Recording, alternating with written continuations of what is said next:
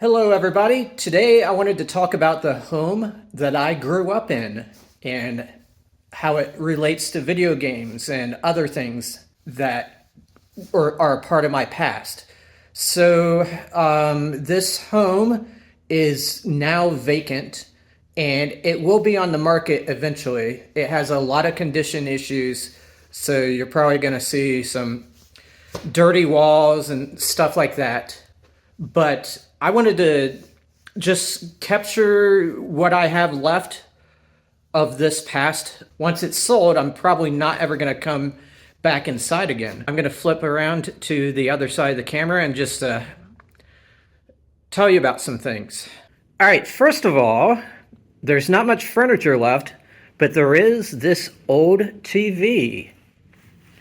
Now, I will say my family's been in this house since like 1968, pretty much. Or I should say they've owned it since 1968. This TV, I believe, was bought in either the late 70s or the early 80s. And it was my first device that I gamed on. This is a color TV, by the way. And it's a, what brand is it? It's a Quasar, and it no longer works. And one of the knobs is missing for the UHF, I believe. That drawer at the bottom is fake. It's just decorative. There's speakers right here. Lots of wood. It was basically, TVs were a piece of furniture back then. And even though this stopped working a long time ago, we still kept it in the house because we set the flat screen TVs on top of this and just used it, as a table, as a stand. Just backing up a little bit, the reason my family had to buy this is because the previous TV was a black and white one, and it was on this puny stand. I had 3 siblings, so there was 6 of us living in the house at the same time, and I was the youngest of those siblings. One day, that black and white TV fell down and injured one of my older brothers. I think it broke his arm, if I'm not mistaken. Later on, the TV fell on me, that same TV. And I was 3 at the time, and they actually had to surgically remove my 2 front teeth. I had a history of dental issues since then. I had to have braces on for like 5 years. I'm not sure if it was the result of that removal or not. But it was one of my first memories is having my front teeth pulled at some emergency place, surrounded by like 7 doctors or something. It was like a serious thing. So my family wised up and got rid of that TV and got this one. And this one is probably about 100 pounds. I mean, this thing is massive. When my family got an Atari, which was probably like in 1980 or so, this is what we played it on.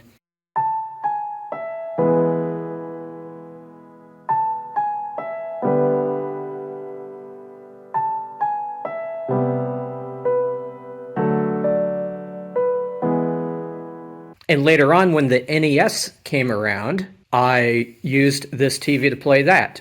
This is the first time I ever used Rob the Robot on this TV. This is also the first TV where I saw Super Mario Bros. And I was just amazed that the screen scrolled, because I wasn't used to that. Maybe a few Atari games did that, but I thought it was crazy. I have distinct memories of friends coming over and playing Punch-Out. We couldn't figure out King Hippo, and I just remember me and 2 other friends celebrating that we figured out you got to punch him in the mouth and his pants drop or whatever. And then we saw the next guy, who was the Great Tiger, and he was warping around the screen, and I thought, oh, something might be wrong with the game, because it was a very supernatural thing to happen in that game.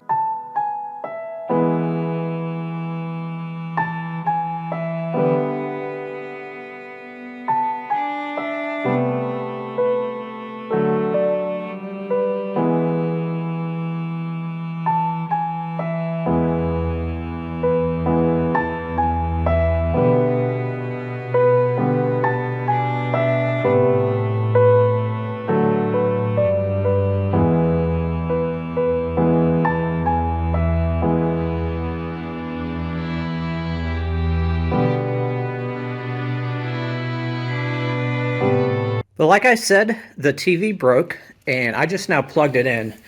It is semi-functional. You can hear the static, but the picture doesn't come on. Except when I forget how to turn it off. When I turned it off, there was a little bit of a light there, so the tube is semi-working or whatever. But whenever this happened, it was during the NES era, because I just remember the older NES games, the games I got when I was a little bit older and when the NES was a little bit older, I was playing those in a different room. And I remember getting Ghosts and Goblins for the NES and playing it in here, which was my mom's bedroom. And there was a TV set up in here. It was a crowded house during the Atari age, but during the NES age, my siblings were getting older and they moved away. But when it was crowded, I used to sleep over here. It was a crib and then it became a bed, because this is a very small house and the other rooms were all occupied. So I slept in my parents' bedroom. I remember I had some kind of sleepwalking episode. I woke up in the middle of the night and had hit my chin on this wall, and there was like blood all over the wall. And I just remember my family freaking out about that. And I still have a scar on my chin from when that happened. You can't see it though in my videos because I have a beard. But anyway, this is also the spot where my uncle and my mom came into the room one day when I was 7 years old, and they told me that my father had passed away because he had cancer at that time. He had served on a military base when he was younger, so I think he might have got cancer from drinking bad water at that base. But either way, I was 7 years old, and to tell you the truth, it didn't really faze me as much as it would other kids probably. I was autistic. I know I'm autistic now. I'm pretty sure I was autistic then. But I understood he was sick and he had passed away, and I just remember that conversation happening right here. But as the siblings moved out and the house was becoming more and more empty, I got to have this room. And like I said, there's a lot of staining and condition issues because there's been some water damage and other things. This was my room growing up all the way through my teens, and even when I was a young adult, I was still living in this room. This wall, at some point, was covered with Metallica posters. Like every single part of it. I used to cut out pictures of Metallica and their albums and from the CD boxes and stuff and just put them on that wall.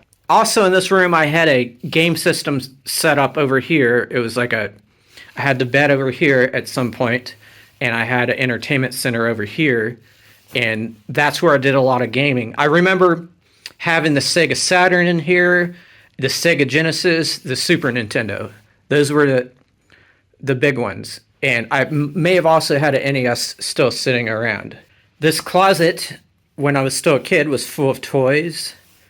And so was that one. I had like a toy box and just G.I. Joe, Transformers, He-Man. I had a neighbor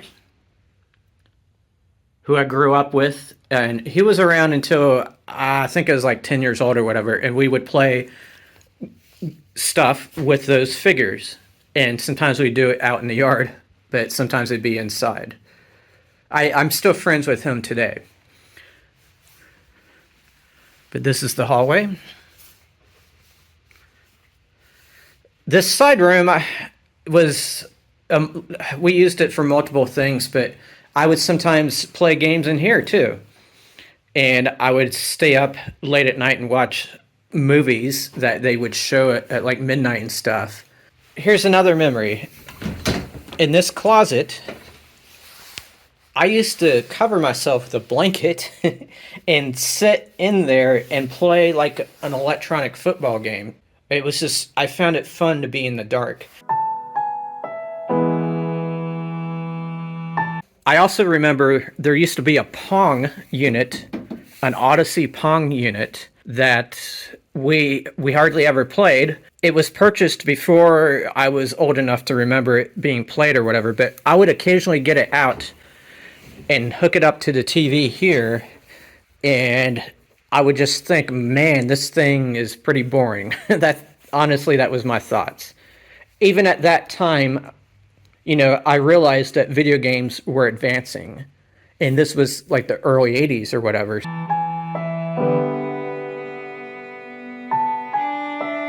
So that's the memories that come to mind when I'm talking about this house. I have hundreds and hundreds and hundreds more.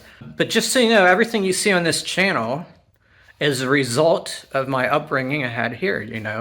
Me being into gaming started here because there wasn't any way I was going to get through my childhood without being affected by video games, because they were just everywhere right when I started to form memories. So that's why I'm kind of bonded with them in that way. So anyway, I hope you enjoyed this video. Watch some of these others that are on the screen if you can. May your games make you happy and smart, and may people respect you for playing them. So long, everybody.